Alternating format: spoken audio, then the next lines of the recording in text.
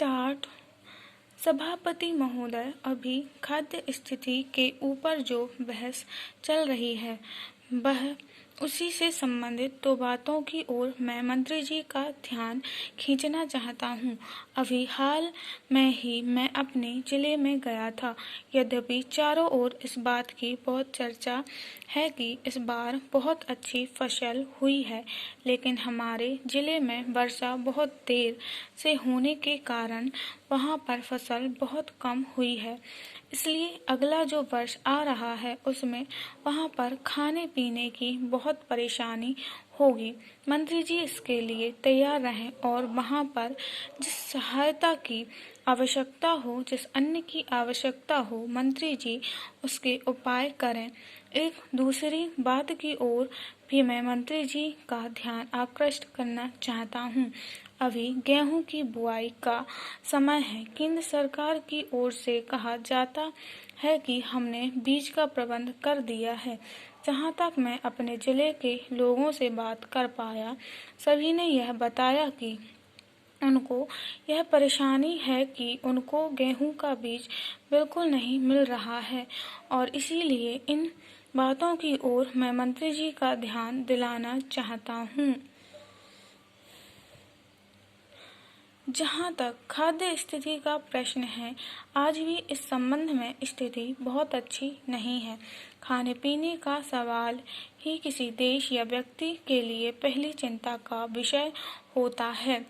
अभी तक हमारा देश इस पहली चिंता के विषय से ऊपर नहीं उठ पाया है और इसीलिए बार बार इस खाद्य स्थिति के बारे में हम लोगों को यहाँ पर बहस करनी पड़ती है।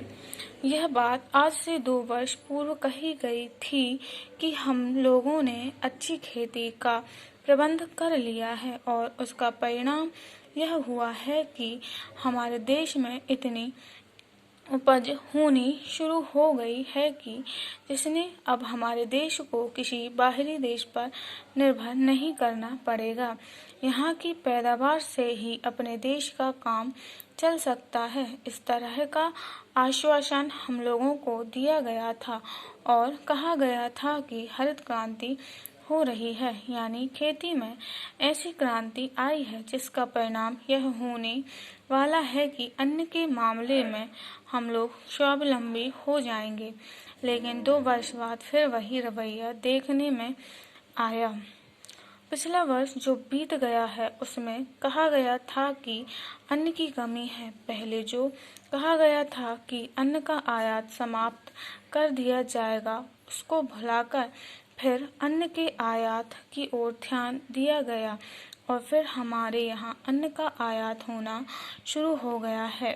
इस वर्ष फिर कहा जा रहा है कि हम लोगों के यहाँ बहुत अच्छी फसल हुई है, लेकिन उपज होने के बाद भी देश में खाद्य की स्थिति सुधर नहीं पाई है। इसका कारण है इस ओर भी माननीय मंत्री जी को ध्यान देना चाहिए ताकि आप जनता को राहत मिल सके।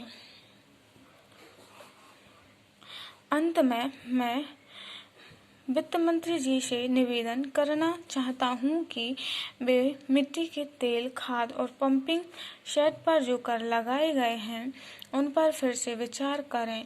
इन वस्तुओं में आपको अधिक सुविधाएं देनी चाहिए। इन छोटे मोटे करों से हमें बहुत अधिक रकम भी नहीं मिल पा रही है। इनके लगाने से हमारी उन्नति में कोई बाधा नहीं आएगी, इसलिए आप इनको वापस ले लेना चाहिए। जहां आपने उनका इतना ख्याल रखा है वहां थोड़ा सा और ख्याल करें तो अच्छा होगा। स्टॉप।